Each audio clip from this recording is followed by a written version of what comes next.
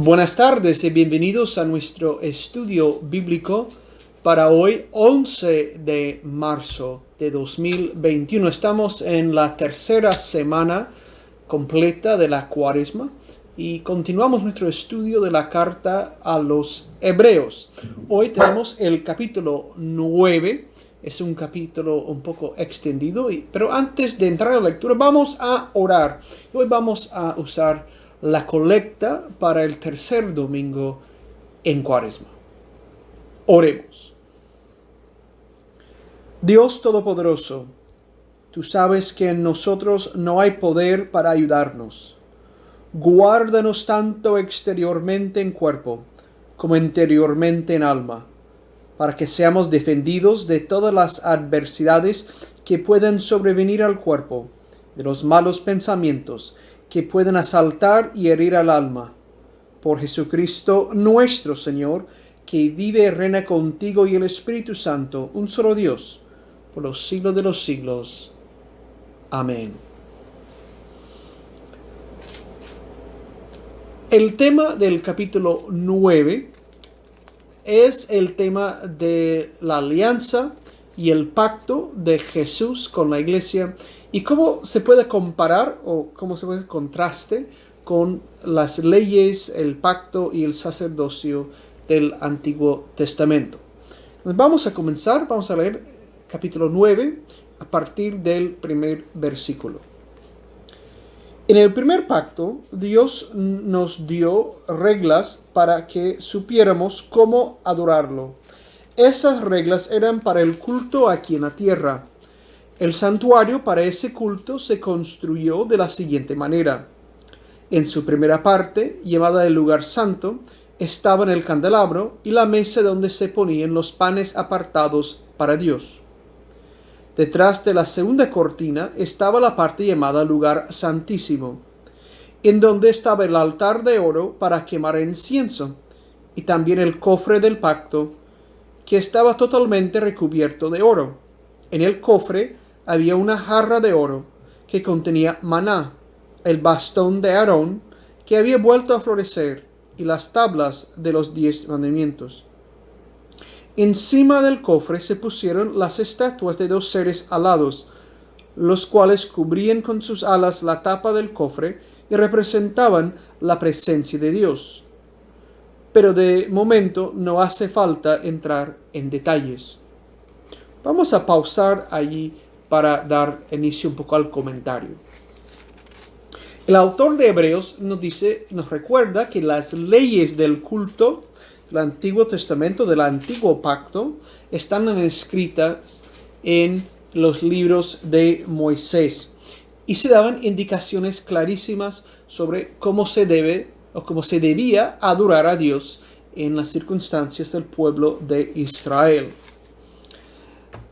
Moisés recibió instrucciones de cómo construir el tabernáculo o el santuario para el culto.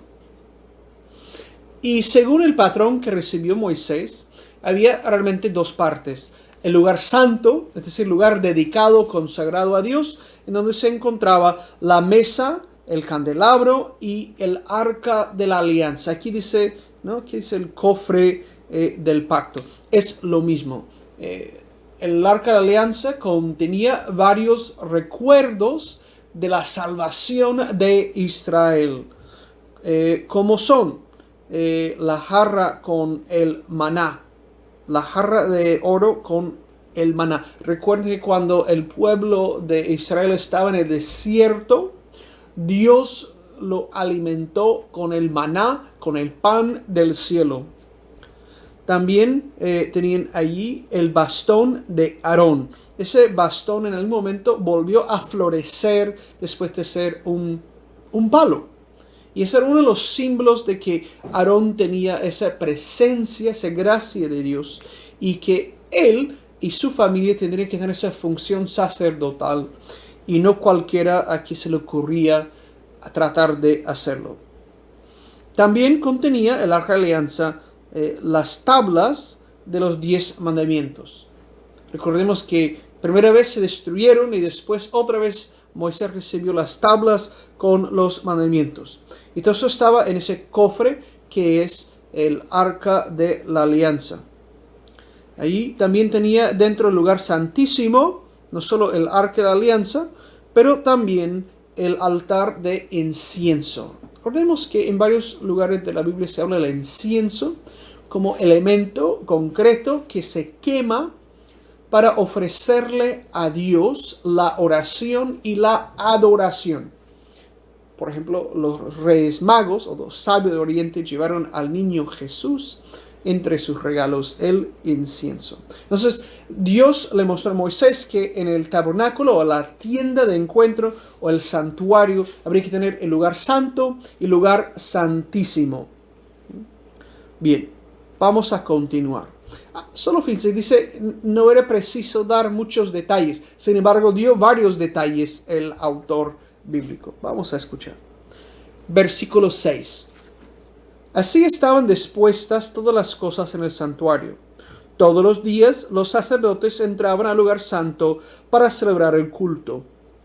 Pero en el lugar santísimo solo podía entrar el jefe de los sacerdotes, y esto solo una vez al año.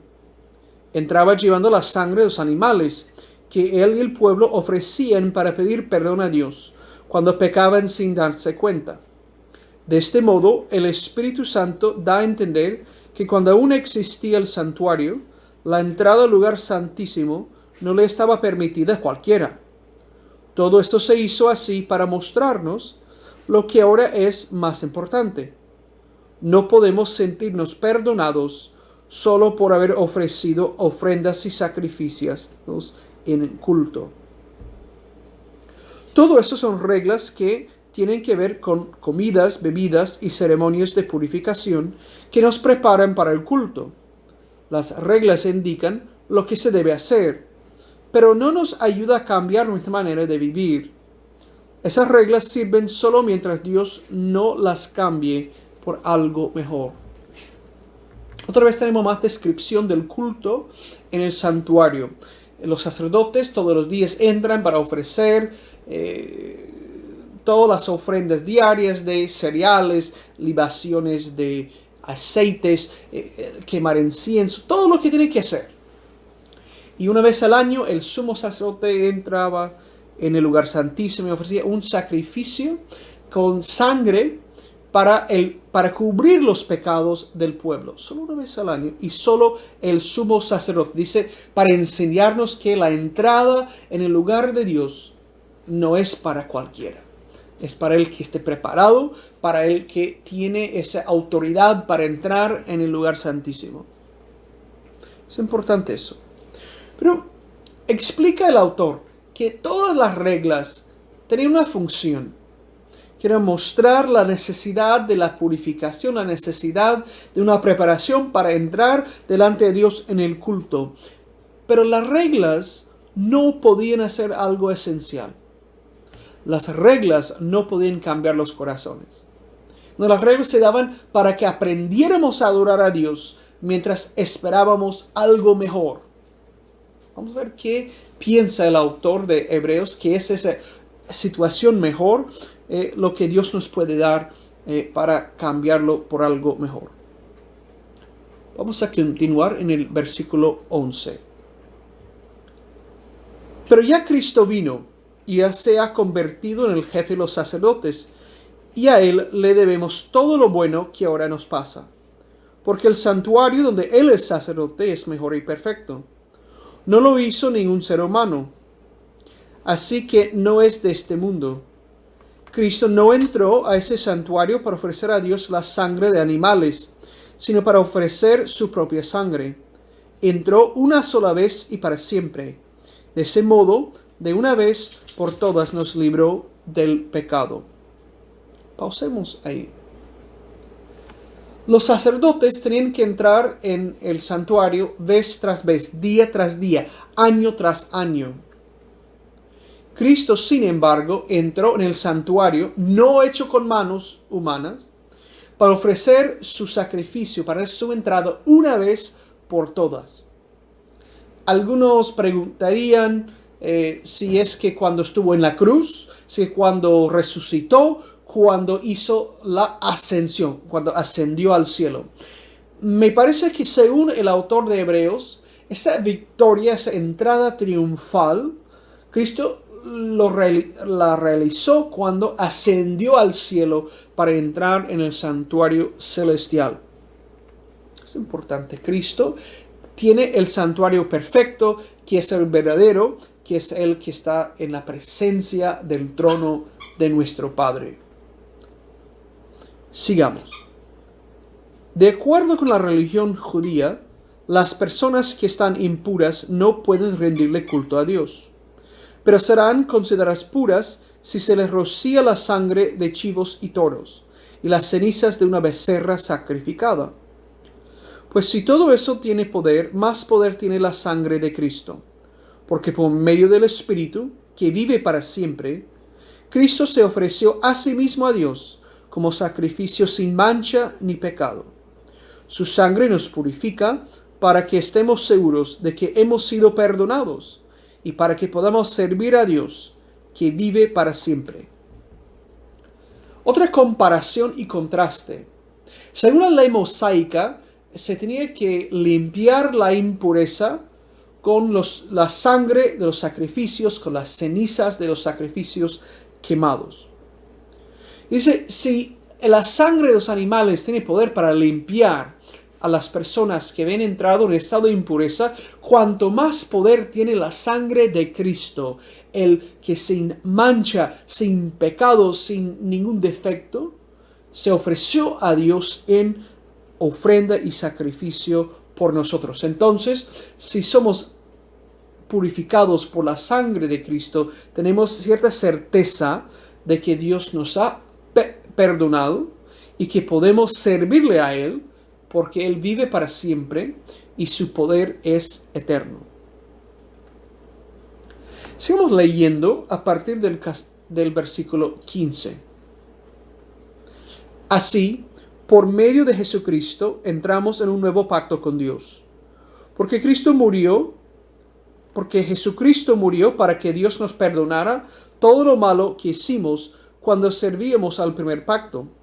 Y por medio de su muerte, también los que hemos sido elegidos por Dios, recibiremos la salvación eterna que Él nos ha prometido. Este nuevo pacto es como un testamento. Si la persona que hace un testamento no ha muerto todavía, ese documento aún no sirve de nada. Por eso cuando Dios hizo el primer pacto, se mataron varios animales. Primero Moisés anunció los mandamientos de la ley a todo el pueblo. Luego tomó lana roja y una rama de hisopo y las mojó en agua mezclada con sangre de toros y de chivos. Después roció esa mezcla sobre el libro de la ley y con ella roció también a todo el pueblo. Cuando terminó dijo: esta sangre confirma el pacto que Dios ha hecho con ustedes. Moisés también roció con sangre el santuario y todas las cosas que se usaban en el culto. La ley dice que la sangre quita el pecado de casi todas las cosas y que debemos ofrecer sangre a Dios para que nos perdone nuestros pecados. Por eso fue necesario matar a esos animales, para limpiar todo lo que hay en el santuario, que es una copia de lo que hay en el cielo. Pero lo que hay en el cielo necesita algo mejor que sacrificios de animales. Una sección un poco grande, ¿no? Primero reafirma que los cristianos tenemos un nuevo pacto por medio de Jesucristo. Lo que Dios prometió que sería mejor ya llegó. Llegó con Jesús. Y Jesús nos ha perdonado los pecados. Todo lo que hicimos que era pecado, bajo las leyes de la ley mosaica, todo lo que hicimos de malo bajo otra ley que pudiera existir, Dios nos ha prometido perdonarlo. Ha prometido que podamos recibir la salvación. Y en ese pacto, dice el autor, es como un testamento. Siempre hablamos del Antiguo Testamento y del Nuevo Testamento. Realmente, cuando decimos testamento, en esos casos estamos hablando de un pacto, una alianza. Sin embargo, dice aquí que el nuevo pacto es como un testamento que hace alguien antes de morir. mientras todavía no ha muerto la persona, pues no tiene efecto el testamento. Pero cuando muera, ya entra en vigor el testamento. Eso es lo que dice. Entonces, hay algo en eso que requiere una muerte. Con el primer pacto se reflejó esa muerte con la matanza de varios animales. Y lograron sellar el pacto con ese acto de dedicación, consagración, con agua mezclada con sangre. Se roció al libro de la ley, se roció al santuario, se roció al pueblo. Todo era simbólico de la purificación que Dios había prometido a su pueblo. Pero lo que tenemos en Cristo es mejor, porque ya no nos limpiamos, no nos purificamos con la sangre de animales, sino con la sangre de Cristo, ¿no? Y la verdad dice que todo lo que se vivió en el santuario el santuario antiguo de la ley mosaica, era en verdad como un ejemplo, como una copia del santuario verdadero que está en el cielo. Y eso en ese santuario no se sacrifican animales, no se supone que hay animales así en el cielo, sino que se ofrece la sangre mejor, la sangre del Hijo de Dios. Sigamos leyendo en el versículo 24. Porque Cristo no entró en el santuario hecho por seres humanos, que era solo una copia del santuario verdadero. Cristo entró en el cielo mismo, y allí se presenta ante Dios para pedirle que nos perdone. No entró para ofrecerse como sacrificio muchas veces, como aquí en la tierra lo hace el jefe de los sacerdotes, que entra una vez al año para ofrecer una sangre que no es la suya. Si Cristo tuviera que hacer lo mismo, habría tenido que morir muchas veces desde que Dios creó el mundo.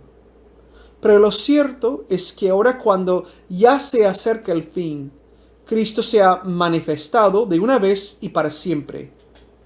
Se ha manifestado para ofrecerse como el sacrificio por el cual Dios nos perdona nuestros pecados. Todos nosotros moriremos una sola vez, y después vendrá el juicio. De la misma manera, Cristo se ha ofrecido una sola vez para que muchos seamos perdonados de nuestros pecados. Después Él volverá otra vez al mundo, pero no para morir por nuestros pecados, sino para salvar a todos los que esperamos su venida. Entonces, Cristo entró en el santuario en el cielo, no en el santuario hecho de manos humanas, sino que entró en el cielo, en el santuario verdadero. Él mismo entró y allí, y lo dice en presente, no en pasado, que Cristo intercede por nosotros, pide a Dios que nos perdone. Yo creo que es importante entender que Cristo siempre está pidiendo por nuestro perdón. Siempre está ofreciendo esta súplica por nosotros. Esa es su función como sumo sacerdote en el santuario celestial. Porque ya no tiene que ofrecer un sacrificio, ya no tiene que morir muchas veces. Una de las quejas que tenía la gente en el momento de la Reforma Protestante era que se había creado la idea de que en la misa se sacrificaba a Jesús vez tras vez, cada vez que se celebraba la misa. Y es un error en base de este texto, porque Cristo murió una vez, no puede morir muchas veces. Solo murió una vez, y con esta vez ofreció el sacrificio perfecto, su propia vida. Y Dios, el Padre, lo premió con la resurrección, con que venció a la muerte. Hizo eso una vez para siempre. Con un solo sacrificio logró el perdón de nuestros pecados y ha establecido una nueva relación con Dios y el pueblo de Dios que somos nosotros ahora. Y con eso nos da la garantía de que volverá para juzgar a vivos y muertos. Volverá para recibir a los que estamos esperando con ansias, con mucho amor, su regreso. Es otro punto con que quiero finalizar el estudio. Los cristianos esperamos que Cristo vuelva. Hay un texto en la celebración de la Eucaristía que dice, Cristo murió, Cristo resucitó, Cristo volverá. Y en los credos siempre decimos que Cristo volverá para juzgar a vivos y a muertos. Eso es un regreso, un retorno personal. No estamos diciendo que Cristo va a volver de una manera muy simbólica o de una manera muy... No, va a volver de una manera gloriosa, poderosa y personal, porque Cristo es persona. Cristo es Dios y hombre, es el Hijo de Dios encarnado, ha recibido, ha asumido nuestra naturaleza humana de manera permanente. No es que solo jugó a ser un hombre, que es un hombre ahora para siempre. Nunca olvidemos de eso. Por ahora hemos llegado al final del capítulo 9 de la carta a los Hebreos. Nos falta orar. Vamos a rezar el Padre Nuestro y voy a ofrecer la bendición. Oremos. Padre nuestro que estás en el cielo, santificado sea tu nombre. Venga tu reino. Hágase tu voluntad en la tierra como en el cielo. Danos nuestro pan de cada día. Perdona nuestras ofensas, como también nosotros perdonamos a los que nos ofenden. No nos dejes caer en tentación, y líbranos del mal, porque tuyo es el reino, tuyo es el poder, y tuya es la gloria, ahora y por siempre. Amén. Que Dios los bendiga y los guarde esta noche y siempre, en nombre del Padre, del Hijo y del Espíritu Santo. Amén.